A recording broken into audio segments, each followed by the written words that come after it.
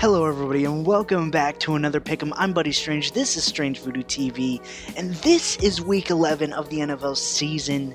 This week, it looks like it might be a little difficult to pick some of these games, but before we start picking, let's get into the win and loss of the week, and then the players of the week, and then start trying to make some of these picks. Alright, let's get into this. First off, the win of the week is going to be the Titans over the Patriots. The Titans just showed up as a team against the Patriots, and it showed as the ex-Patriots were able to dominate their former team, Dion Lewis, Logan Ryan, and the like, and Vrabel himself being able to face off against his old coach and get a win. That was big for the Titans as a team moving forward for sure. And I'm going to have to start betting against Belichick when he's facing his old people who used to coach for him. I mean, Vrabel, Patricia, and McDaniels when he was with the Broncos. He used to lose to McDaniels. He lost to Patricia this time. Just something to think about. But anyway, big win for the Titans. All right, the loss of the week is going to be the Falcons losing to the Browns. I didn't call it. I'm sure not a lot of people called it unless you were a Browns fan or just really hate the Falcons. It was a crazy game, and the rookies went off, and for the Rookie of the Week, who's going to be from this game, it was hard to choose, so spoiler alert, the rookie is from this game, but I'm not going to tell you which one until we get to the Rookie of the Week, until we get to the Offensive Rookie of the Week. Yeah, they showed out, and they showed out and won that game, and I'm proud of the Browns. Good job. And Falcons, loss of the week. All right, let's get into these players of the week. SVTV's players of the week. First off, offensive player of the week is going to be Ben Roethlisberger, who played out of his mind on Thursday Night Football against the Panthers. The whole Steelers team played out of their mind, but Ben Roethlisberger showed why he is one of the best to play his position in this era of football, getting a perfect passer rating and just playing phenomenally. Offensive player of the week. Defensive player of the week is actually also coming from the Steelers. Vince Williams, big Vince Williams himself, coming off with a pick six, a sack, and just a huge momentum shift in that game provided by Vince Williams. Yeah, that was big. Vince Williams, Defensive Player of the Week. Special Teams Player of the Week is going to be Greg Zuerlein. Perfect on field goals, perfect on extra points made, and just a big help in propelling the Rams over the Seahawks in that close game. Greg Zuerlein getting 12 points on the day, and that is why he is Special Teams Player of the Week. All right, drum roll please. Offensive Rookie of the Week is going to be Nick Chubb. It was either him or Baker Mayfield. I thought about a split decision, and you can count it as one if you want in your notebook, but Nick Chubb deserves it more in my opinion. Yes, Baker Mayfield does deserve it as well, but Nick Chubb, 94-yard run, the longest run in Browns history. Yes, that is even including the Jim Brown era. Yes, that is even including the Trent Richardson era. No, he has the longest run in Browns history, 92 yards.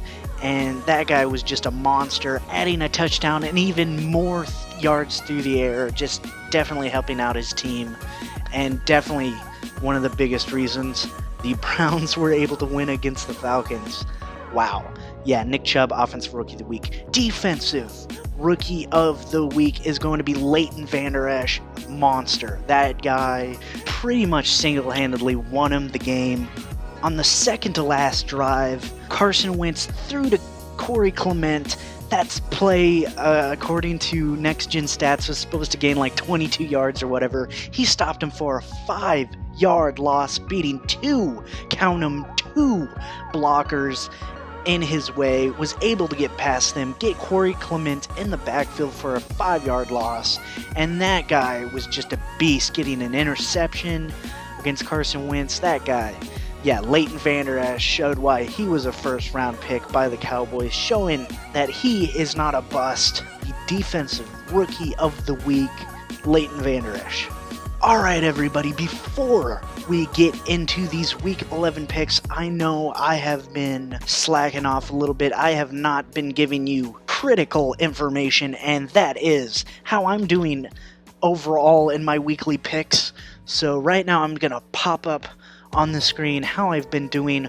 I am at 58% on the year. That is out of 146 games. And if you're thinking, well, dude, there's supposed to be 148, where are the other two?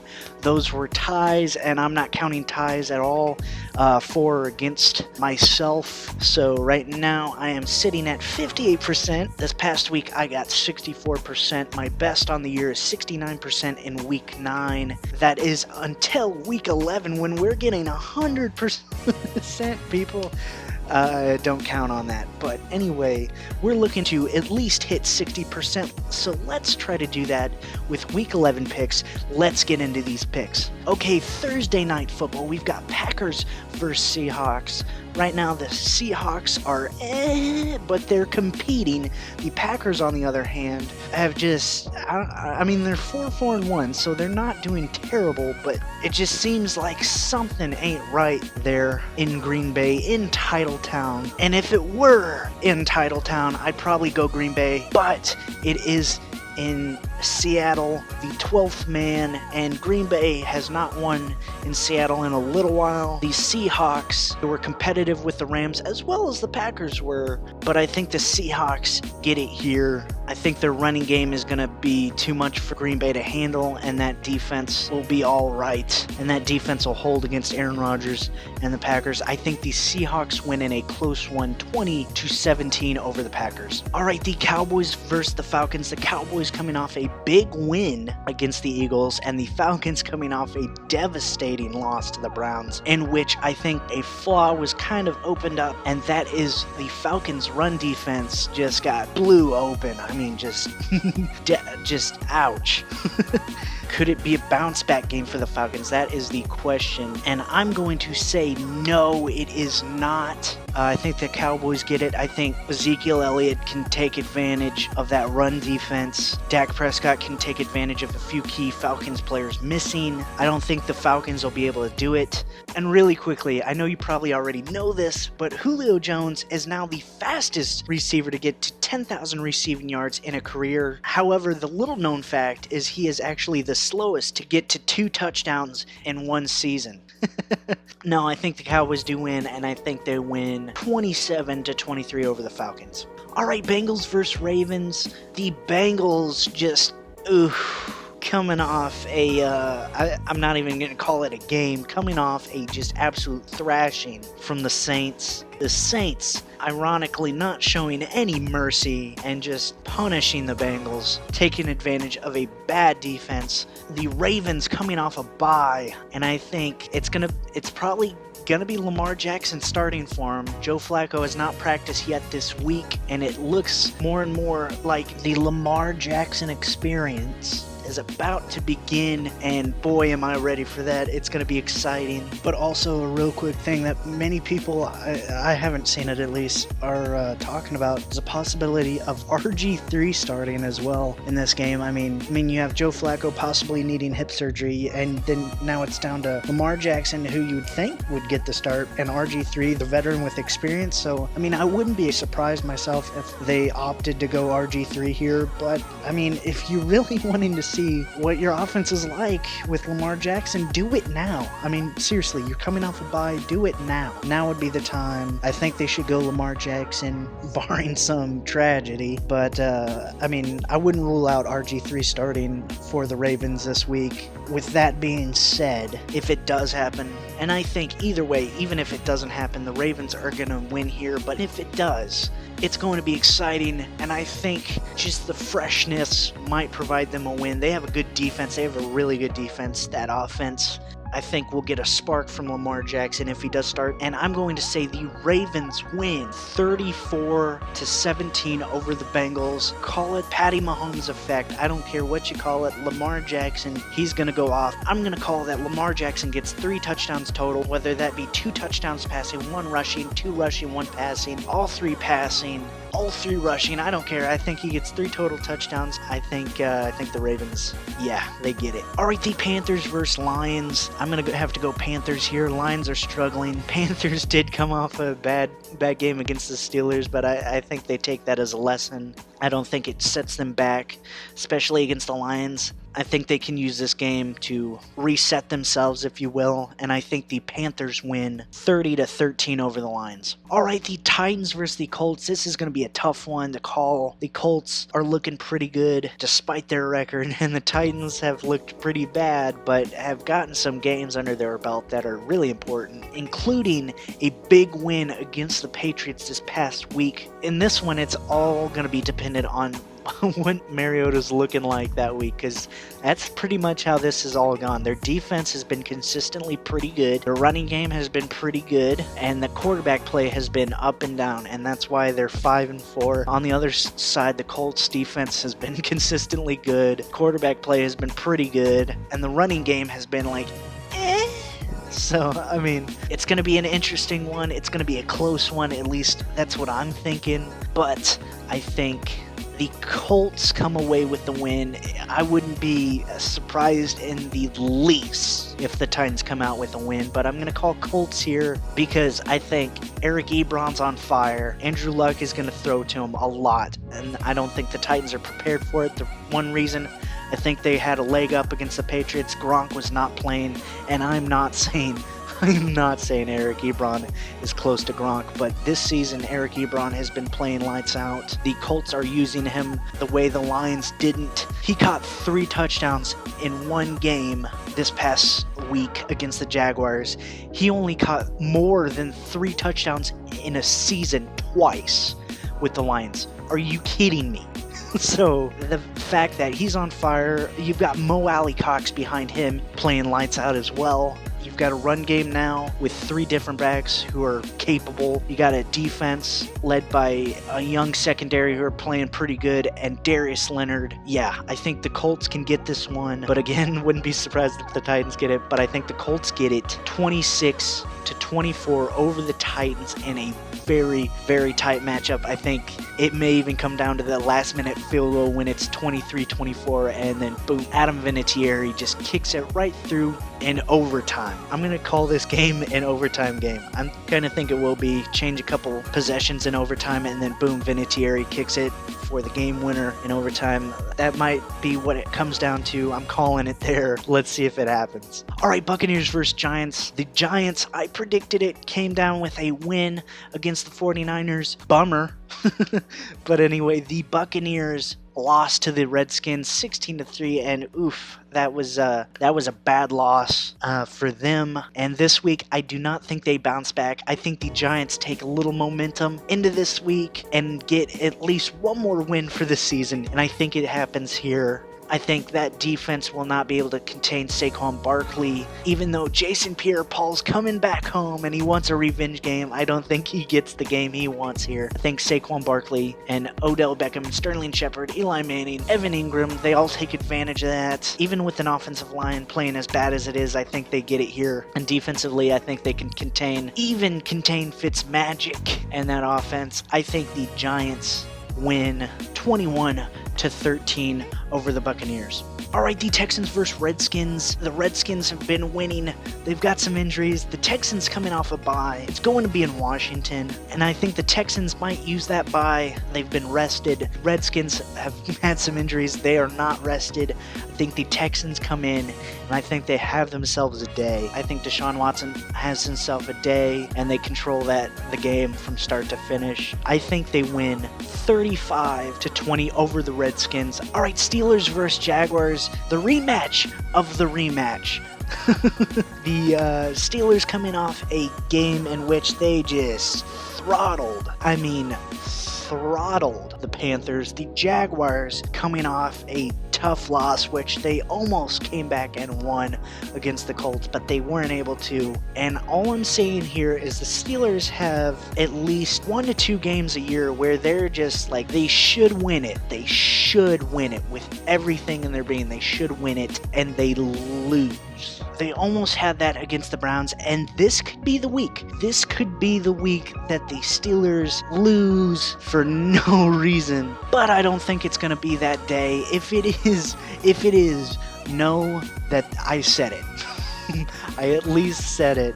I was really debating whether to do it, but I think the Steelers have it between James Conner, Antonio Brown, Juju Smith-Schuster. I think they got it in the bag. Don't be surprised if the Jaguars win. I will not be surprised if the Jaguars win. The Steelers, I think they have it. Steelers win 31-9 over the Jaguars. All right, Raiders versus Cardinals. Both teams having a tough year, and in fact, I'm starting to think the wildfires in California are started by the dumpster fire that is in Oakland right now. I mean the fire sale that John Gruden had. All joking aside, I do send my well wishes to everyone in California that is affected by the fires, and actually, in fact, links are in the description for charities and aid to people in areas affected, so stay safe, everybody, and to everybody that can, please go down there and give what you can and do what you can to help them out. But anyway, we are back into the Raiders Cardinals. I'm sorry. I'm sorry, Raiders fans. You are not having a good year. Maybe you can tank, get some really good picks, and, just wrap up right now, call this a season, get some good picks in the draft, maybe have a good free agency where you can pick up some key players. But right now, the Cardinals, although not looking good either, I think they come in and win in a game which could be won by either, but I think the Cardinals get it 16-9 over the Raiders. Alright, Broncos versus Chargers. The Chargers are really quietly having a really good season. Phillip Rivers really quietly having a really good season. The Broncos coming off a bye. I don't think it matters here. I think the Chargers get it. I think the Chargers get it pretty easily. I'm really surprised Vance Joseph was not fired over the course of the bye. I really thought it was going to happen. I tweeted before the bye that it should have happened because that was the time to do it. That way you can find time to get the right interim head coach till, the off season. You can get a plan in place. Everything would be perfect. But nope, they decided to keep him around, and I think that might be a reason why they will lose. And I think they will lose 34-16 to the Chargers, and it will not be a good day for them. Alright, the Eagles versus the Saints. Another good game if it were played a year ago. No, I still think it's going to be a good game, but not as good as it could have been. I think the Saints will win, although I'd watch out for the Eagles. I think the Saints are going to win because it's going to be in New Orleans. I think the Saints will win 37-21 over the Eagles. Alright, the Vikings versus the Bears. This is actually a really interesting matchup and will be really, really important to that playoff race. Not only the playoff race, but the NFC North. Both teams looking really solid on defense and having a pretty good year on offense as well. Mitch Trubisky secretly having the best season by a Bears quarterback in history, but that doesn't mean much because the best season in Bears quarterback history is only equal nowadays to a just above average quarterback season in the NFL. But anyway, I'm gonna have to go Bears here. I think with Khalil Mack being back and the way that defense was playing without him and now with him, along with Mitch Trubisky coming into his own, I think they have a run game with Jordan Howard, Tariq Cohen. They now found their full passing game with Allen Robinson, Trey Burton, Taylor Gabriel, and underrated rookie Anthony Miller, of course. I think the Bears are going to have themselves a good day.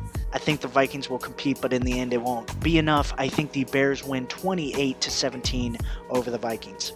Alright, now the Chiefs versus the Rams, which has now been moved to Los Angeles because the field conditions in Mexico were terrible, which is weird because I've heard that they grow pretty good grass down in Mexico. Interesting, but anyway, so it was like basically having a lit match and deciding whether you want to be in a dynamite factory or you want to be in a fireworks shop, basically based on the danger, because there was no real way to get past it. You can't play it in Kansas City because it is an LA home game, a Rams home game. game, so it was either New Mexico or LA. And yeah, personally, if it were my decision and I could make it, I'd just say fuck it, go to St. Louis and play in the Rams' old stadium for a game. That way it's an away game for both teams where the fans hate both of them, because no one in St. Louis likes Kansas City and no one in St. Louis likes the Rams anymore, so it'd be perfect. But anyway, that's beside the point.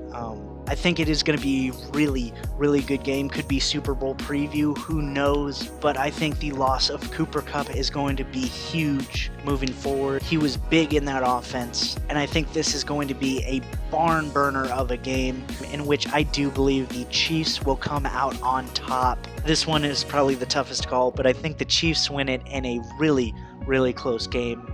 41-38, the Chiefs win over the Rams.